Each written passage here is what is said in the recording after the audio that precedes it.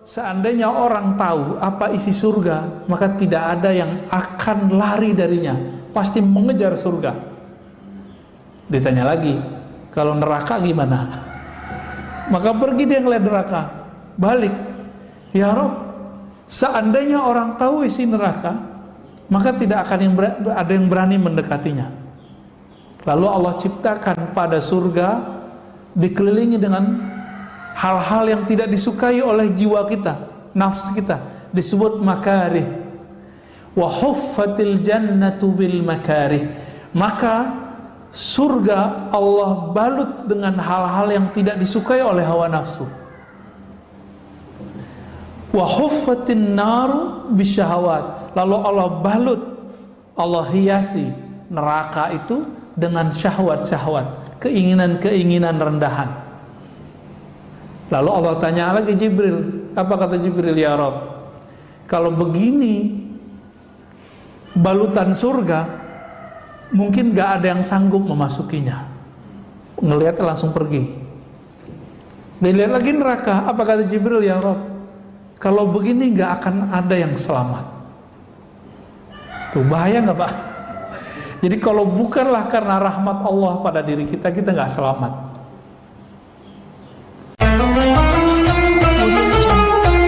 Bismillahirrahmanirrahim.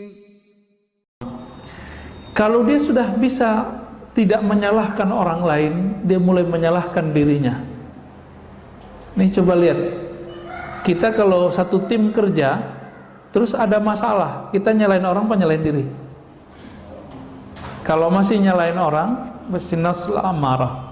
Tapi kalau sudah menyalahkan diri, lalu kita perbaiki, langsung dia naik menjadi an-nafs al-mulhamah, jiwa yang dapat inspirasi. Tapi inspirasi itu dua, fa'alhamaha fujuraha wa taqwaha. Allah itu memberikan bisikan kepada manusia, silakan dia memilih, ada yang baik, ada yang buruk. Itu pilihan kita. Pilihan inilah yang dipertanggungjawabkan nanti di akhirat. Tidak Allah cuma kirim sinyal, silakan kita pilih. Jika kita memilih kebaikan, lalu menahan diri dari keburukan, dicobain istiqomah. Biasanya 40 hari istiqomah, orang bisa langsung naik ke an-nafs al-mutmainnah. Apa arti mutmainnah? Jiwa yang sudah stabil, nggak labil lagi. Jadi kalau yang mulhamah ini, karakter mulhamah apa? Tidak bisa mandiri dalam kebaikan. Jadi kalau dia di komunitas orang-orang yang jahat, dia jadi jahat. Di komunitas orang baik, dia jadi sangat baik. Itu mulhamah.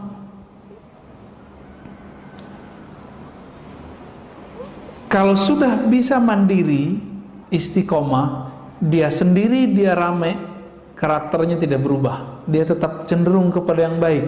Berarti dia sudah naik menjadi mutmainnah. Nah, silakan dicek Pak, diri kita, badan kita, pikiran kita udah masuk kemana nih? Ya. Kalau nggak ada orang di rumah, sholatnya selama ketika ada orang nggak? Ketika sholat sunat di rumah itu sebanyak sholat sunat di masjid nggak? Gitu. Karena apa? Ketika orang itu sudah mandiri secara rohani, maka dia tidak bergantung dengan pengawasan orang. Yang dia butuhkan adalah merasa diawasi oleh Allah Subhanahu wa ta'ala. Apa jalan pintas dari nafs ammarah biar langsung ke mutmainnah? Jalan pintasnya cuma satu. Ini yang dikatakan dalam surat Ar-Ra'd ayat 28 yang sering kita baca. Ala bidzikrillah tatma'innul qulub. Ketahuilah, hanya dengan menyebut nama Allah, kita tambahkan sebanyak-banyaknya, maka dia bisa langsung naik ke menjadi mutmainnah. Jiwa yang tenang itu, kalau dia istiqomah di sini, maka dia akan mulai meridhai kehendak-kehendak Allah. Meskipun nanti, ini mohon maaf, mutmainnah ini bisa jadi Allah cebloskan lagi masuk ke dalam maksiat. Dia apakah putus asa kepada Allah atau dia cepat berpulang kepada Allah? Dijebak salah, apakah dia masih menyalahkan orang atau kemudian dia menyalahkan dirinya sendiri lalu memperbaikinya? Ini nafsu mutmainnah itu masih diuji, Pak. Masih diuji. Maka selevel Nabi pun diuji. Nabi Yusuf itu pernah bercermin. Dia mikir, kalau saya jadi budak harganya berapa nih? Merasa cakep deh. Bener, Allah buat skenario, beliau dibuang ke sumur. Itu bukan sumur kayak sumur di Indonesia. Sumur di sana itu kayak telaga aja. Ya, dibuang ke sana. Terus apa yang terjadi? Dipungut oleh orang, dijual, dan harganya murah. Itu ujian Nabi Yusuf. Karena dia pernah kagum melihat wajahnya, maka dia diuji dengan wajahnya. Kita berapa kali Pak diuji? Ya. Nabi Musa alaihissalatu wassalam, ketika beliau diuji satu pertanyaan, adakah orang yang lebih alim darimu, hai Musa? Apa jawaban Nabi Musa? Enggak ada. Maka diuji dengan Nabi Khidir. Nabi Allah Khidir ini membuat satu perbuatan yang semua perbuatan itu diharamkan secara hukum oleh hukumnya Nabi Musa. Itu ujian paling berat Nabi Musa. Maka kita nanti akan diuji dengan apa yang kita suka. Nabi Ibrahim itu setelah punya anak, beliau kemudian merasa lega, alhamdulillah punya anak. Tiduran nih Pak, tiduran, molornya kelamaan, sehingga lewatlah waktu bermunajat kepada Allah. Disitulah kemudian Allah datang dan memberikan wahyu, anakmu sembelih. Dia nggak percaya, wah kayaknya halu nih ya. Besok begitu lagi, sampai 3 kali, baru kemudian dia mengiyakan dan dia mendatangkan anaknya. Karena dia tahu dirinya Nabi, mimpinya Nabi wahyu atau bukan? Ya, kalau bapak yang mimpi nggak wahyu ya. Bapak mimpi nyembelih anak itu nggak boleh diamalkan itu. Itu namanya sedeng itu ya. Nabi Ibrahim itu cuma diuji, kenapa? 80 tahun menunggu anak, dikasih anak, keasikan, kelelahan, lupa munajat. Itu sekelas Nabi Ibrahim diuji. Allah cemburu, kok di kolbu Nabi Ibrahim ini sudah mulai ada gangguan nih, kira-kira begitu. Tapi seorang Nabi sebenarnya tidak akan terganggu. Allah uji saja. Diuji dengan apa? Anaknya suruh ambil, disembelih.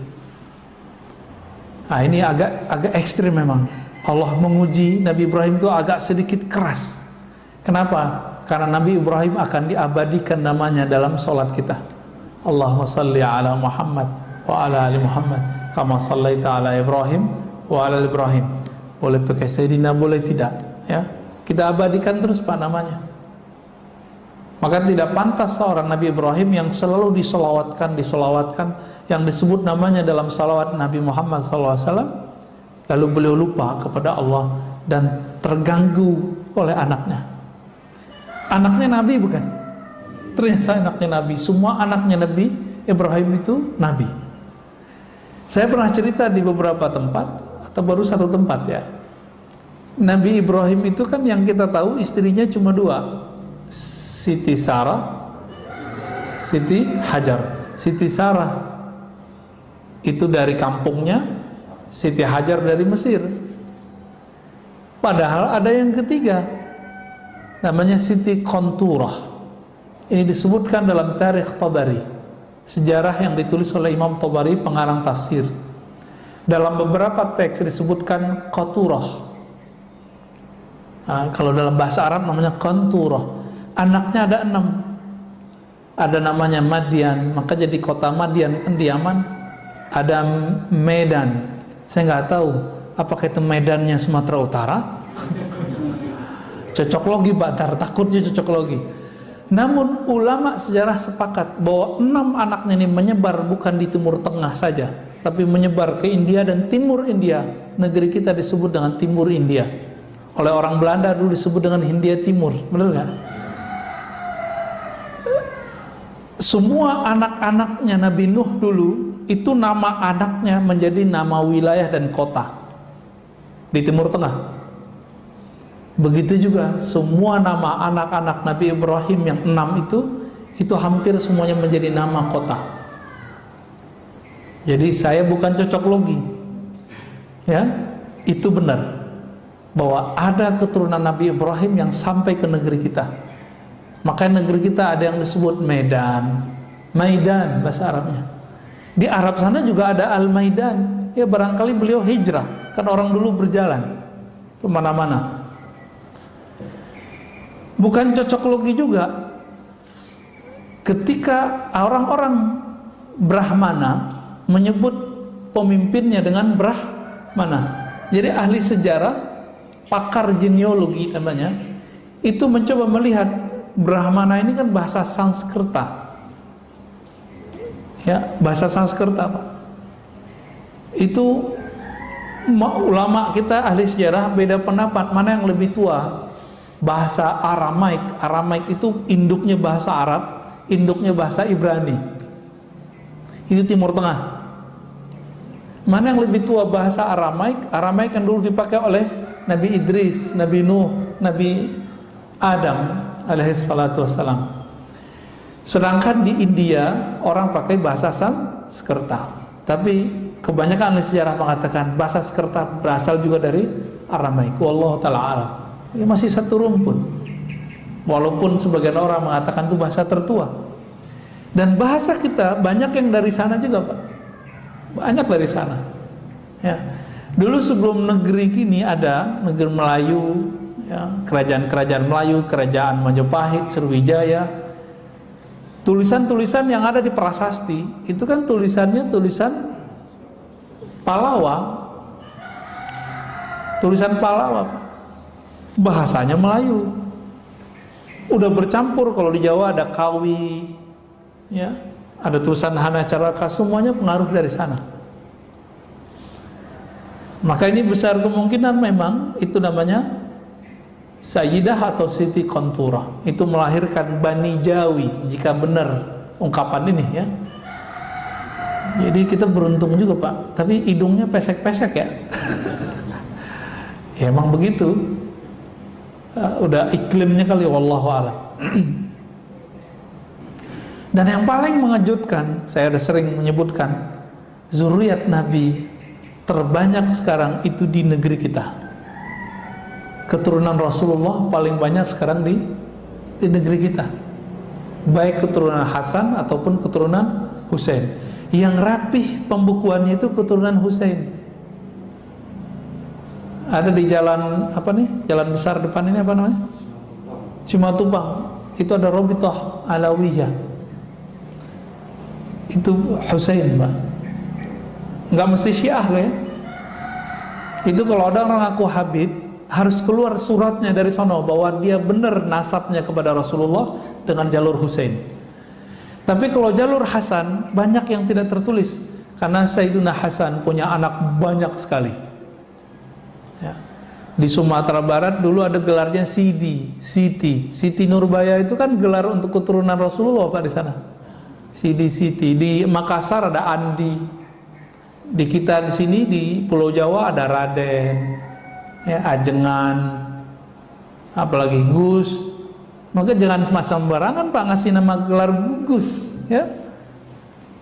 Gus itu keturunan kiai. Kebanyakan kiai di Jawa itu campuran nikah dengan zuriat Rasulullah Sallallahu Alaihi Wasallam. Jadi jangan sembarangan ngasih nama Gus. Walaupun saya punya 1000 pesantren, saya nggak punya hak, Pak. Kalau mbah saya bukan kiai. Sama. Walaupun jenggot saya panjang, sorban saya tebal, pakai gamis kemana-mana, tidak akan berhak dipanggil Habib. Tapi jangan sedih dulu. Habib itu kan dua. Ada Habib jisim jasmani nasab, ada Habib ruhani. Siapa Habib ruhani? Orang-orang yang mewarisi ma'rifatullah yang ada di qalbu Nabi. Nah, itu yang asli, Pak. Mereka ini nanti yang menjadi keluarga Nabi yang sebenar-benarnya. Nanti para habaib akan kaget-kaget tuh kalau Bapak ini sebagian dari mereka, bagian dari orang-orang mewarisi ma'rifatullah di qalbunya. Itu para habaib nanti bingung. Loh, hidungnya pesek-pesek begini kok bisa jadi pengikut Rasulullah? Kok bisa bersama Rasulullah sallallahu alaihi wasallam? Ya. Jadi para habaib sendiri PR-nya sama dengan kita, harus menemukan dirinya. Apakah dirinya pewaris ilmu itu atau tidak? Jadi yang antum yang masih keturunan-keturunan Rasulullah, ya bersyukur, tapi PR-nya lebih banyak. Harus betul-betul seiringan tuh nasab jasadnya dengan nasab rohaninya. Ya. Nah, kembali ke mukhalafatun nafs, ya. Jiwa yang sudah mutmainnah itu karakternya adalah punya latihan zikir yang sudah istiqomah. Lalu kemudian dia masuk ke bab pemikiran, dia mulai meridhoi takdir Allah karena dia sudah mulai tenang. Maka saya sering nanya, ini corona kehendak Allah bukan? Atau kehendak Wuhan? Atau kehendak konspirasi? Ya, mau konspirasi kek, mau konsispapi kek, ya. Tapi ini terjadi biiznillah bukan? Biiznillah. Ridho enggak? Ridho atau tidak? Ridho. Kalau ridho, Pak, yang tadinya nafs kita amarah, kita loncatin cepet langsung ke radiyah, nggak perlu lewatin lawamah, mulhamah, mutmainah, langsung ke radiyah. Maka radiyah itulah awal dari ma'rifat rohani. Sedangkan sampai ke mutmainah itu rajinnya jiwa kita berlatih. Rajin nggak berlatih? Kalau rajin berlatih jiwanya, maka sampai ke mutmainah. Apa latihannya? Zikrullah, puasa, kurangin tidur, agak berat, Pak. Tapi ada jalur pintas. Zikir mungkin nggak banyak-banyak amat. Bapak ini kan tahajud bolong-bolong, kelihatan wajahnya bolong-bolong, ya. Tapi subuh yang penting, weekend jangan ketinggalan. Ya. Terus gimana? Ambil jalur pintas, jalur ma'rifatullah. Yang pertama yang harus kita lakukan adalah ridho dengan kehendak Allah. Udah ridho nih, serius. Ntar kejadian apa aja sama kita, jangan kemudian nyalahin siapa-siapa. Ini ada ustadz, ada tetangga, ada siapa, tokoh kena covid, dikait-kaitkan dengan, oh tuh dia munafik tuh kena covid. Loh, guru-guru kita hafiz Quran di Jawa, wali-wali Allah kena covid, Pak. Kalau hafiz Quran yang sudah bertahun-tahun ngajar ini gak wali, terus dia apa dong? Meninggal kena covid. Jangan berprasangka, biasa aja, ya. Emang covid nanya dulu, kamu waliullah bukan? Kamu beriman apa munafik? Kan gak nanya dia. Covid datang aja kan. Alhamdulillah kita sudah menemukan polanya, maka masjid kita bisa ramai lagi. Alhamdulillahirrabbilalamin. Kalau nggak kita sedih, Pak, ya. Masjid sepi, udah berasa kayak kiamat aja rasanya, ya.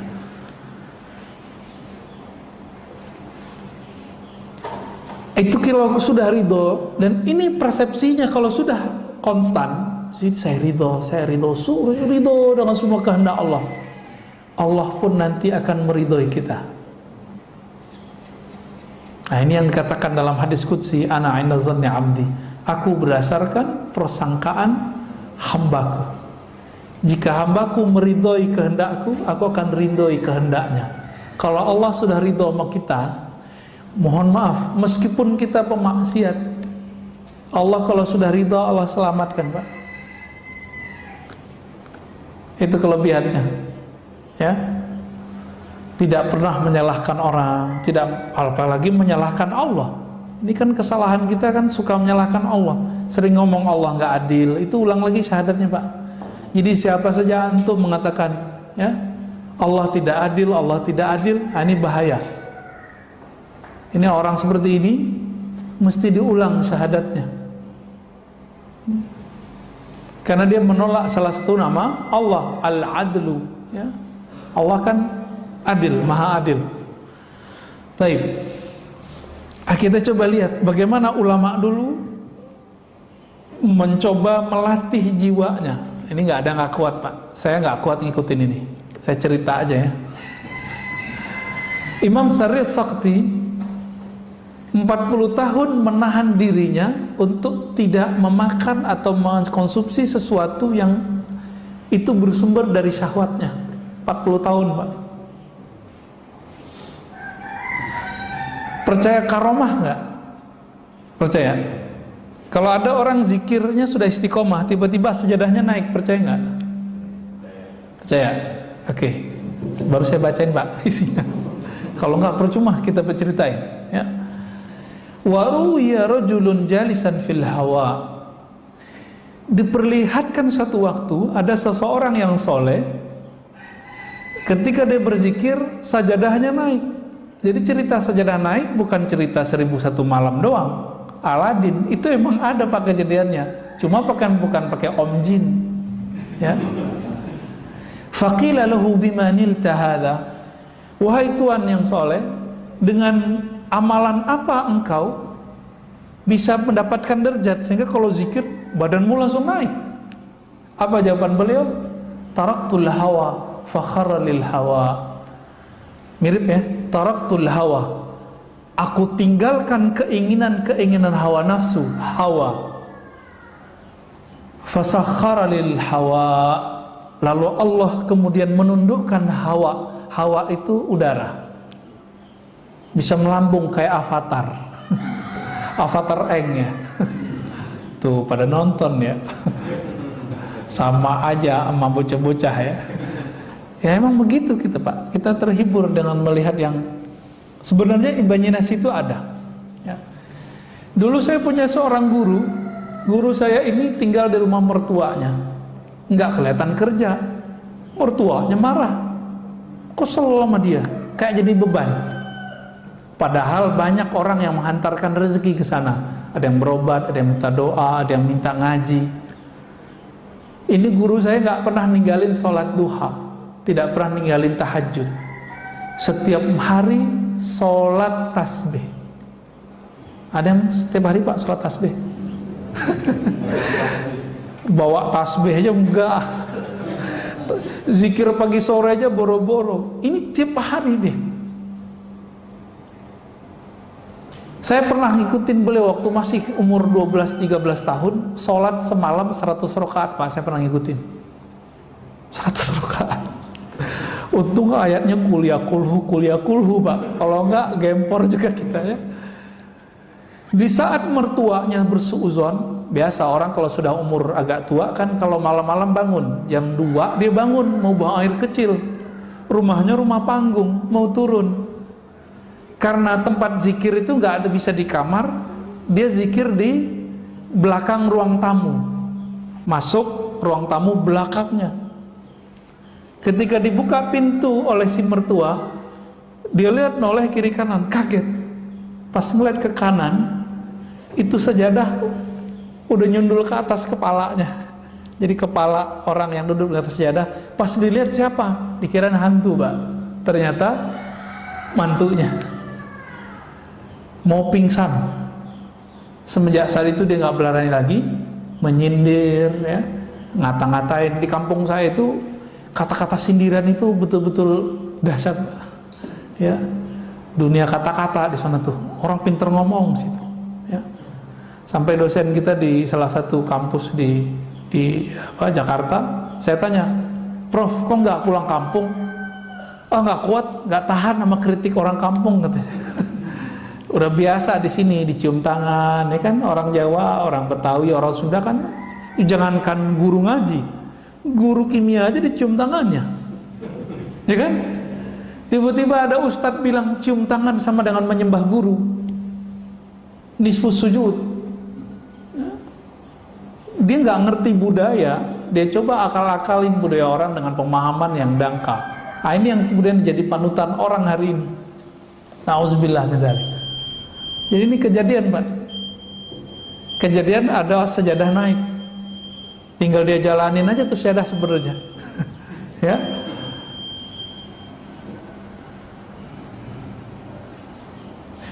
Jadi ibadah paling tinggi apa? Bukan banyak sholat, Pak. Apa ibadah paling tinggi? Zikir enggak juga. Ibadah paling tinggi melawan hawa nafsu. Itu ibadah paling tinggi. Kalau sudah sanggup sampai ke sana, maka ruhnya kemudian merdeka. Jadi bagaimana cara memerdekakan ruh? Lawan hawa nafsu kita. Itu ibadah badan, ibadah jiwa. Tapi ada ibadah lain, yaitu ibadah ruh. Kalau ruh, ibadah tertingginya apa? Bermakrifat kepada Allah, mengenal Allah Subhanahu wa ta'ala. Itulah sebabnya kenapa orang ngaji satu bab ilmu itu lebih afdol daripada sholat 1000 rakaat.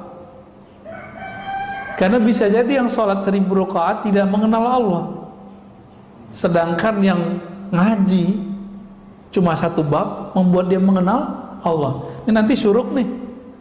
Antum yang belum paham juga pasti sholat syuruk duluan, gak mau dengerin ngaji, tinggalin aja. Nanti coba kita lihat aja, Pak. Udah jelas ini lebih afdol dari 1000 rakaat, masih kejar 2 rakaat syuruk. Katanya Ustadz, itu haji dan umrah sempurna. Lah itu kan hadis nggak sahih. Yang sahih kan ini. Itu hadis paling tinggi cuma hasan li ghairihi. Nggak sampai Pak sahih. Tapi kita doyan, kita ini mohon maaf, terobsesi mengejar pahala. Lupa bahwa pahala tertinggi itu ada di ruh. Ruh kita, karakternya cuma satu aja, dia suka mencari ilmu. Bapak kalau nggak ada ruhnya bercahaya ini nggak akan berani duduk lama di masjid, pasti takut corona. Ya gak? Tapi karena ruhnya itu kuat, kita dibentengi Allah, Pak, tenang aja, Allah bentengi. Orang kalau nggak takut corona, apa yang terjadi? Karena hobi dengan nafsnya, rame Pak mall. Malam tadi saya kan belum sempat tidur kecuali di mobil nih tadi, karena ada yang nganter pulang. Tahu-tahu udah nyampe aja di rumah jam 3:30 ya. Jam 2:30 kita jalan dari Jakarta Timur dekat Bekasi, nyampe di rumah 3:30. Ya itu aja tidur aja tadi tuh 1 jam ya, 1 jam kurang malah. Ketika saya tidak mengikuti gerakan ruh, saya malas loh Pak kesini. Kenapa? Mendingan tidur. Ya. Saat kita jalan malam-malam itu, orang masih ramai Pak di luar. Nggak ada orang takut corona hari ini. Orang takut karena tidak keluar, dia tidak bahagia. Jadi kehendak nafs aja bisa mengalahkan takut corona. Masa kehendak ruh kalah? Tapi ya buktinya begitulah ya. Cuma ya masjid kita jangan penuh-penuh amat, ntar jadi ramai juga Pak. Udah begini-gini aja udah. Ya segitu-gitu udah cukup lah, alhamdulillah. Apa kata Imam Ibrahim Al-Khawas? Man taraka syahwatan falam yajid samarata tarkiha fi qalbihi fahuwa kadhib. Ya. Orang yang mencoba meninggalkan salah satu kehendak nafsunya, tapi tidak ada efek rasa manis di dalam jiwanya, berarti dia masih belum sungguh-sungguh. Fahuwa kazib. Contohnya nih, puasa, terasa lelah, terasa jadi beban, berarti puasanya belum sungguh-sungguh. Kapan puasa terasa nikmat? Kalau sudah sungguh-sungguh. Ini Allah kenapa Pak kasih kita amalan puasa? Karena kalau nggak dikasih puasa, satu teguk pertama waktu berbuka itu nggak akan pernah kita ingat. Jadi supaya kita menghargai satu teguk itu, Allah suruh kita berpuasa dari terbit fajar sampai terbenam matahari. Maka orang-orang yang sering menahan kehendak nafsnya, jiwanya dia akan menikmati hidup di dunia meskipun dapatnya sedikit. Tapi orang yang mengikuti, menuruti semua keinginannya, mau dikasih berapa aja nggak akan puas. Ya.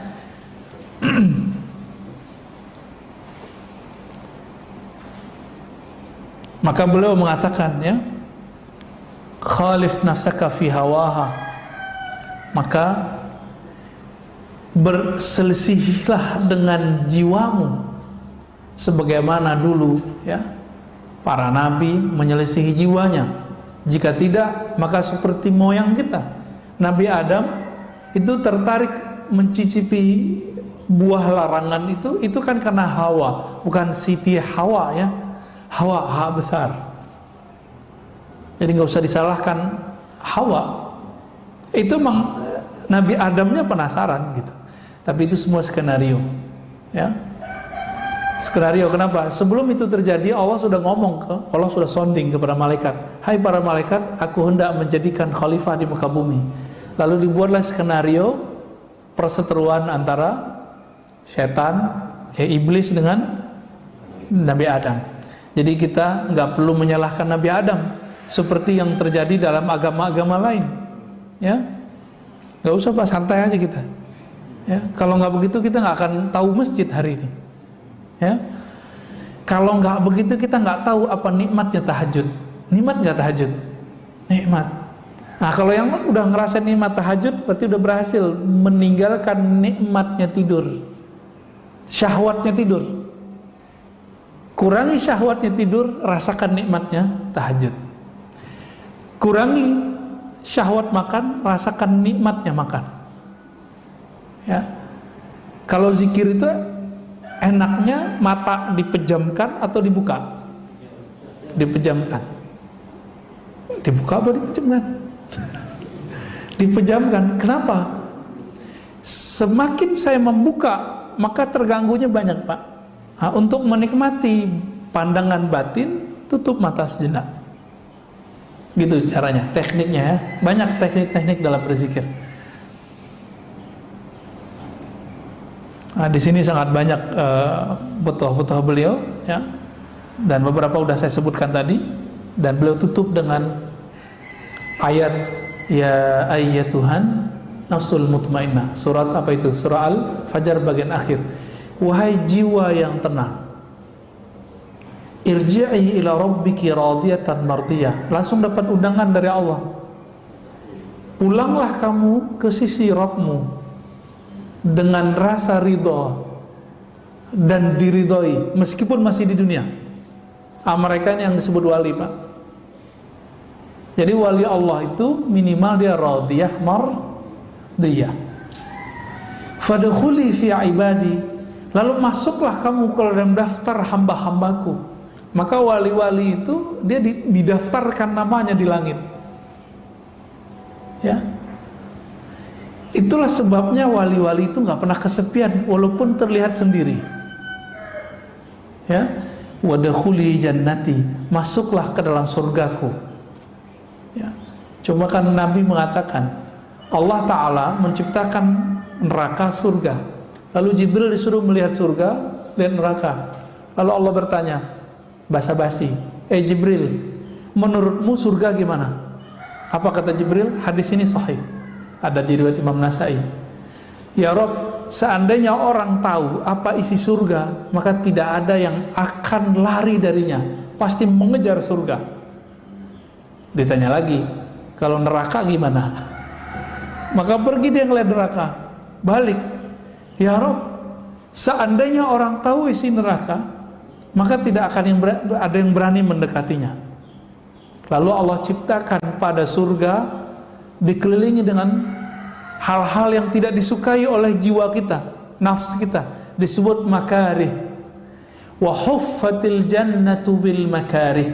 Maka surga Allah balut dengan hal-hal yang tidak disukai oleh hawa nafsu.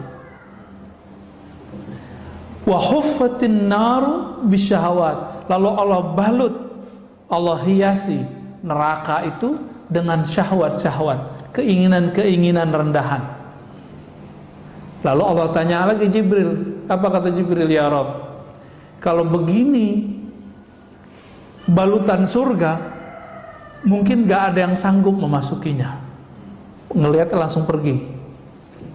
Dilihat lagi neraka, apa kata Jibril, ya Rob, kalau begini gak akan ada yang selamat. Tuh bahaya gak Pak? Jadi kalau bukanlah karena rahmat Allah pada diri kita, kita gak selamat. Jadi walaupun kita sekarang taat atau apapun, jangan pernah merasa diri kita yang taat. Semuanya rahmat dari Allah.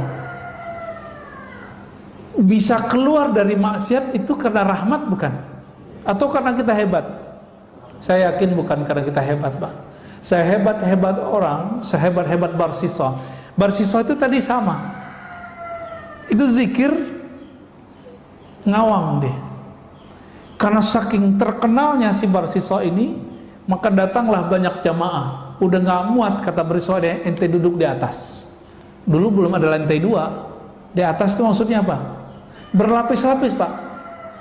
1, 2, 3 sampai kemudian ke bagian yang tinggi.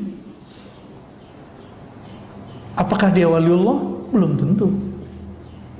Kenapa? Karena dia merasa begitu, merasa taat dengan riyadhahnya, latihan-latihan dirinya, maka dia tidak jadi kekasih Allah. Kalau dia kekasih Allah, pasti Allah selamatkan ketika maksiat. Terjebak maksiat nggak Barsisa? Terjebak. Kita ini kan tidak ada yang terjamin nanti nggak maksiat, benar kan? Maka mintalah rahmat Allah. Maka Nabi berdoa, nih silakan diamalkan doa ini Pak. Allahumma rahamni bitarkil ma'asi. Ya Allah, rahmati aku, sayangi aku dengan meninggalkan maksiat. Setiap hari sekali aja baca doa ini. Allahumma irhamni bitarkil ma'asi. Kalau bukan karena rahmat Allah, kita nggak sanggup meninggalkan maksiat. Berarti bisa taat karena rahmat Allah juga. Inilah hakikat kalam Nabi. Tidaklah masuk surga seorang kamu kecuali dengan rahmat Allah. Ya. Alhamdulillah Rabbil Alamin. Kira-kira itu Bapak Surmakan Allah kajian kita. Ada yang mau didiskusikan?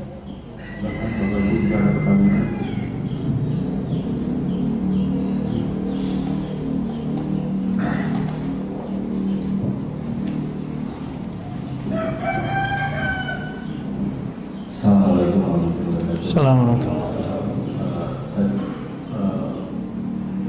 Kan ada istilah yang tahu wali itu adalah biasanya wali. Nah, terutama sekarang di era digitalisasi dengan nilai informasi ini, selalu wali sebenarnya interpretasi kewaliannya. Itu yang seperti kedua, pendapat Ustaz tentang Habib Syekh itu. Ya. Ini pertanyaannya berat ini ya. Wali tidak mengetahui kecuali wali. Ini kita bagi dulu Pak. Jadi wali itu boleh dibagi 3 dalam hal dikenal atau tidak dikenal. Pertama, paling rendah, wali yang dia tidak tahu kalau dirinya wali. Inilah perdebatan Imam Ibnu Furaq dengan Kusyairi, muridnya. Muridnya ternyata lebih tinggi daripada dia, karena muridnya bertasawuf. Karena untuk mencapai mukhalafatun nafs itu butuh seorang guru.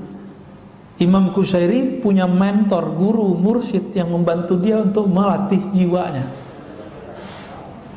Gitu. Ibnu Furaq ngotot, wali gak tahu dirinya wali. Itu maksudnya dia sendiri. Dia gak tahu kalau dirinya adalah seorang wali. Kusyairi ngotot, bukan wahai tuan guru, wali tahu dirinya wali. Itu dirinya sendiri juga. Ya. Masya Allah canggih amat di print segala ya. Baik. Yang kedua,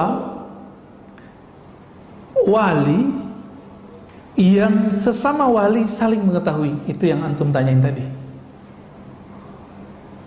Jadi sesama wali tahu, sesama jawara tahu ini jawara nih bukan ya.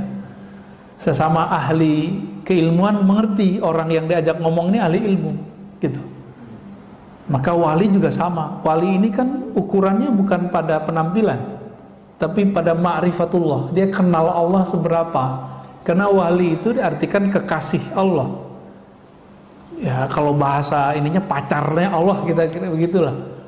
Tapi kan Allah nggak pacaran, Pak. Ini bahasa biar mudah aja ya. Orang kalau udah sayang dengan sesuatu, dia akan mengenal seluk-beluknya. Si wali itu sangat mengenal nama dan sifat Allah dan seluk-beluk seputar nama dan sifat Allah. Maka disebutlah dia wali. Jadi bukan karena keramat, ya, bukan karena banyak jamaah, bukan karena air doanya mustajab, bukan. Tapi karena dia mengenal nama dan sifat Allah Subhanahu wa ta'ala. Dan yang ketiga, wali yang dirinya tahu dia wali, tapi di luar sana tidak ada yang tahu dirinya wali kecuali Allah. Disebut dengan rijalul ghaib. Rijalul ghaib, udah rijal ghaib dia. Nah, wali-wali ini kalau ketahuan dia minta mati. Jadi kalau ada wali itu baru muncul mati, yaitu mungkin dia rijalul ghaib kali. Ya. Biasanya rijalul ghaib ini gak punya murid, gak ada muridnya, Pak.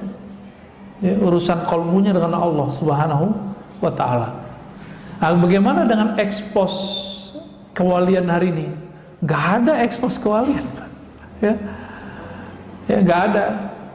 Kalau ada orang ekspos wali, ya wali murid kali ya. Yang ada itu orang mengekspos keramat, mengekspos gaya-gaya kewalian. Bukan, wali gimana mau eksposnya? Wali itu urusan hamba dengan Allah. Maka eksposnya hanya bisa kepada orang-orang yang mengenal Allah.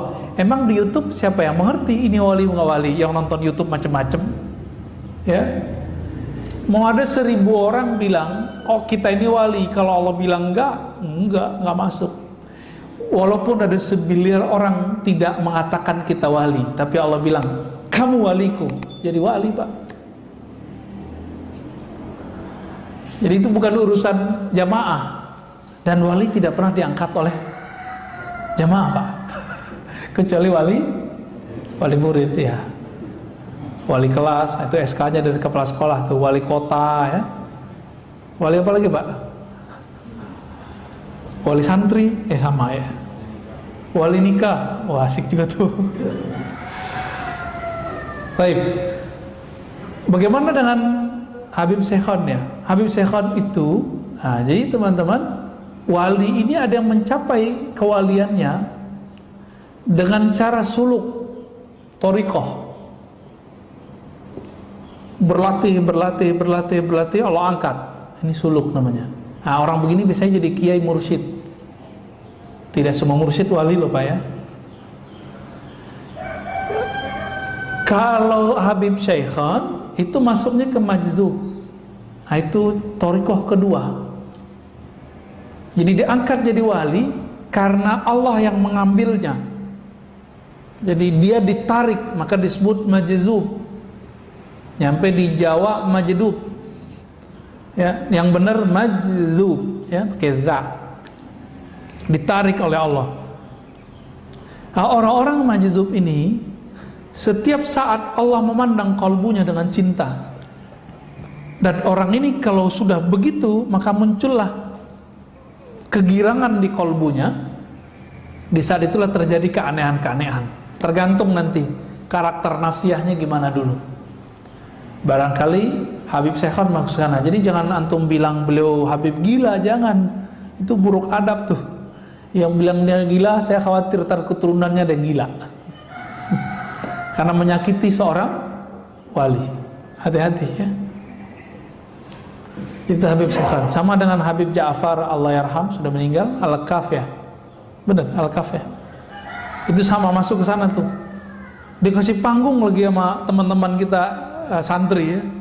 Itu nggak jelas tuh, Fatihah, itu aja nggak jelas. Tapi bagi dia tuh jelas, bagi kita nggak jelas. Kalau datang sadar biasanya dia ngomong kayak orang biasa. Nah, ini namanya ahwal. Jadi ahwalnya kalau datang, ahwal itu artinya kondisi-kondisi rohani yang dia tidak bisa nahan. Kalau Wan Sehon apa yang terjadi pada beliau? Nyoret-nyoret, Pak. Yang biasa dicoret mobil tuh, orang-orang yang cinta sama mobilnya dicoret-coret mobilnya sama dia, ya kan?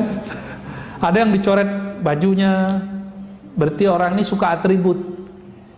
Jadi ada organisasi tertentu datang ke beliau sowan, dicoret Pak simbol-simbolnya, karena beliau tahu berhala di dalam kolbu orang ini adalah simbol-simbol itu.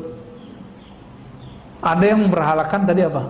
Mobil. Ada yang rumah. Rumahnya Pak dicoret-coret sama dia. Nah itu kalau Habib Syekhon lagi datang ahwalnya. Ahwal itu nggak selalu buruk, ada yang baik. Ada saya ketemu wali, kalau datang ahwalnya dibelanja mulu. Kalau dia nggak begitu Pak, bisa gawat ya. Kalamnya nanti bisa kemana-mana. Ada yang diem aja ya.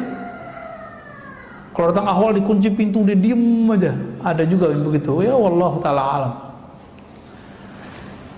Pertanyaannya yang Ustadz izin bertanya, bagaimana dari Bu Dewi Yespita, bagaimana cara melawan rasa ngantuk yang sangat kuat saat tahajud walaupun sudah berwudu berulang kali? Ya gimana nih? Tidurnya lebih awal. Betul, tidurnya lebih awal, itu satu. Yang kedua, kurangi karbo. Karena karbo itu isinya gula. Kalau dalam tubuh ini banyak gula, glukosa, kita bawaannya tidur terus. Coba mulai konsumsi sehat. Indonesia termasuk nomor 1 pada nomor 2 terbesar di dunia penyakit gula. Karena karbo Pak. Jadi kalau bukan nggak makan nasi, nggak makan namanya. Coba itu dibuang deh, ya. Kalau nggak makan nasi, nggak makan, buang pikiran itu. Emang makan itu doang, ya? Kan bisa buah, ya kan? Bisa macam-macam. Itu nafsu yang ngomong itu, nafsu yang dijadikan tradisi, nafsu yang dijadikan doktrin. Nah, jangan ngomong begitu. Roti juga hati-hati loh Pak, ya. Roti karbo tuh. Jangan banyak-banyak, dikit aja. Dan yang ketiga, hindari maksiat batin. Maksiat batin paling bahaya. Sombong, emosional. Nah, pengalaman saya, kalau saya emosi Pak siangnya, malamnya pasti telat bangun. Udah mepet-mepet ke subuh baru bangun. Itu berarti siangnya saya marahin anak saya, atau marahin istri saya Pak. Atau kesel sama tetangga mana gitu ya, atau kita jalan dibela orang, kita balas ngebel orang, itu ngefek semua. Bukan masalah ngebelnya, tapi di sininya nggak beres. Karena di sini nggak beres, ruh kita kelelahan. Karena dia kelelahan, jiwa kita juga kecapean, dia butuh rehat, tidurnya jadi panjang. Maka kalau ngantuk tidur aja, jangan dipaksain tahajud. Nanti pas ruku baca Fatihah lagi ya. Jadi cukup jadi kalau yang begini nih Bu Dewi Yespita dan mungkin teman-teman sebagian, sholat witir dulu sebelum tidur. Sampai nanti sudah jadi habit, baru nanti dipindahin ke akhir malam jadi tahajud. Ya, agama kita nggak saklek kok, fleksibel. Khawatir nih nggak bisa witir sebelum tidur, udah habis isya setelah sholat sunat langsung witir, boleh. Salah satu guru saya namanya Syekh Ahmad Darwis, ahli hadis, habis isya dia langsung witir, tapi isyanya lama Pak. Dia isya itu baca Quran 2 juz, 3 juz, kadang 5 juz. Langsung pada keok semua ya. Jadi saya nungguin gitu, udah 3 juz nggak selesai beliau. Ya, kalau kita jus alpukat udah 1 jus tuh. Jus apa lagi? Jus mangga gitu ya. Apakah boleh sholat memejamkan mata karena rasanya bisa lebih khusyuk? Memejamkan mata tidak diatur dalam hadis Nabi, tidak juga dalam Al-Quran, tapi masuk ke ranah fikih. Nah, ulama ahli fikih, karena mungkin ada kasus dulu di kalangan para santri, kalau dia pejamkan mata lagi sujud nggak balik-balik Pak. Itu kan kejadian di pesantren. Saya kan 15 tahun Pak tinggal di pesantren, belajar dan mengajar. Itu santri kalau dia merem sujud nggak balik-balik, sujud aja. Kita udah assalamualaikum dia masih sujud. Hakon Pak ya, kalau nggak percaya kita lihat. Anak bapak jangan-jangan yang pesantren begitu juga. Atau jangan-jangan bapak-bapak ini pernah begitu. Ya. Pernah ngantuk pas Ramadan tuh, subuh-subuh nggak balik-balik pas sujud. Ya. Itu terjadi ya. Jika memejamkan mata membuat tambah syahdu, tambah fokus, maka boleh memejamkan mata.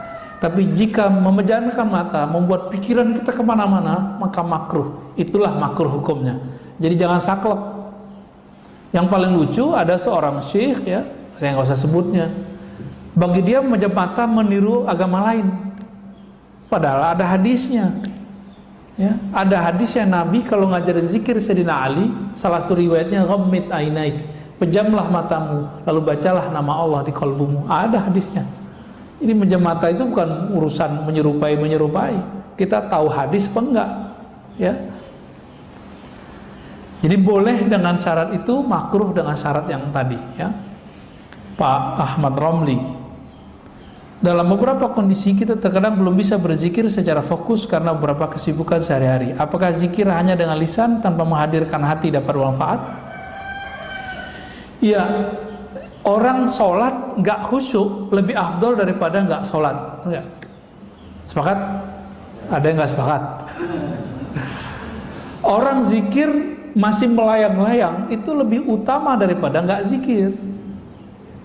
Nah, Ibnu Athaillah itu berkali-kali ya, mengatakan, tetaplah zikir meskipun kamu masih lalai di kolbumu, karena siapa tahu nanti Allah akan turunkan kalimah di lisanmu jatuh ke dalam kolbumu. Kalau sudah jatuh ke kolbumu, Allah angkat derajatmu. Dari masuk ke kolbu, nanti Allah buat kita yaqzah, sadar hadir. Dibaca ini yang punya nama hadir terasa dalam diri kita. Begitu terus naik. Itu beliau ingatkan. Bagi Allah semuanya mudah. Ya, bagi kita yang susah karena kita mikirin pakai ini. Jalan aja Pak zikir. Cuma mesti berguru. Ya. Kalau nggak berguru saya nggak jamin bener Pak. Takutnya setan nanti yang membimbing. Kita baca Fatihah aja ada gurunya. Baca Iqra ada gurunya nggak? Tilawati, qiraati. Nanti tamyiz ini terjemahan sama ustadz kita nanti ada gurunya. Masa untuk urusan alam rohani gak ada gurunya? Sombong amat. Ini yang paling lucu, paling repot. Udah kiai, udah profesor di kampus, kiai di pesantren, nggak mau punya mursyid. Bagi dia cukup saya baca kitab. Sombong ente. Ya. Imam Ghazali selevel Imam Ghazali itu masih butuh mursyid Pak. Siapa nama mursyidnya? Abu Ali Al-Farmadi, untuk mengajarkan beliau cara berzikir kepada Allah. Padahal teknik zikir dia udah tahu semua. Cuma teknik ini dia nggak tahu porsinya gimana, bagaimana cara penerapannya. Ketika ketemu Imam Abu Ali Al-Farmadi baru dia tahu caranya. 10 tahun dia berlatih dengan Imam Abu Ali Al-Farmadi. Selevel Ghazali loh. Siapa hari ini profesor yang sehebat Ghazali? Ya. Kata orang kan saya dokter nih. Karena didaulat di kampus jadi doktor, diresmikan. Tapi sampai sekarang secuil kuku Ghazali pun saya belum Pak. Potong nih rambut Ghazali belum sampai saya pada ke makom itu. Saking mulianya ilmu Imam Ghazali itu. Ya. Tapi hari ini orang banyak su'ul adab kepada beliau. Cuma karena Imam Ghazali itu menukil beberapa hadis yang dhaif dan tidak sahih dalam Ihya, itu Imam Ghazali dikecengin. Ya, berani Pak, anak-anak muda baru tamat S1, baru gelar LC, SAG, sarjana alam gaib, ya. LC langsung ceramah, MA, doktor mending. Itu berani hari ini ngata-ngatain seorang Imam Ghazali. Dia nggak ngaca dia cuma ngikutin kata seorang fulan yang meneliti kitab Ghazali, dia kemudian ikut mengata-ngatai Imam Ghazali. Dia sendiri nggak meneliti kok. Saya 2006 masih S1 itu meneliti kitab Imam Ghazali itu. Ternyata nggak seperti yang diceritakan orang. Pas dia teliti, nggak nyampe 100 hadis palsunya, nggak nyampe 50 bahkan, ada sumbernya semua. Cuma si pengarang-pengarang setelah beliau nggak ketemu riwayat itu. Ketemulah 300 hadis tidak ada sumber. Pengarang Imam Iraqi, Imam Subki. Tapi belakangan kan enggak. Ya. Jadi tetap zikir lisan meskipun tidak hadir hatinya. Coba cari guru, nanti bimbing antum insyaallah. Terakhir, apakah masuk surga, masuk neraka itu takdir mubram? Mubram itu takdir yang tidak bisa dirubah. Enggak. Masuk surga, masuk neraka itu takdir muallaq, masih digantung oleh Allah, kehendak Allah. Tapi ingat, Allah punya hak yang unlimited, namanya jaiz. Kita kalau belajar sifat Allah, ada yang wajib, ada yang mustahil, ada satu lagi Pak, jaiz. Jaiz ini meliputi semua nama-nama dan sifat Allah. Jadi Allah tidak ada yang boleh mensetirnya. Allah itu bebas. Nah, maka dikatakan dalam hadis yang Ibnu Mas'ud, ada orang beramal seperti amal ahli surga, tapi telah ditetapkan di sisi Allah dia beramal dengan ahli neraka, mati masuk neraka. Ibnu Daqiq al-Id menemukan apa sebabnya, urusan kolbu. Jadi dia taat baru di zahirnya, belum taat sampai ke dalam kolbunya. Nah, kita meminta kepada Allah, semoga kita yang hadir pagi ini, yang mengikuti kajian ini, baik dekat ataupun jauh, termasuk orang-orang yang mampu mengendalikan hawa nafsu kita dan mendapatkan rahmat dari Allah. Pendosakah kita, taatkah kita? Semoga rahmat itu selalu bersamai. Amin ya rabbal alamin. Wa sallallahu ala nabiyina Muhammad, subhanakallahumma wa bihamdika, asyhadu an la ilaha illa anta, astaghfiruka wa atubu ilaik. Wa sallallahu ala nabiyina Muhammad walhamdulillahi rabbil Bismillahirrahmanirrahim.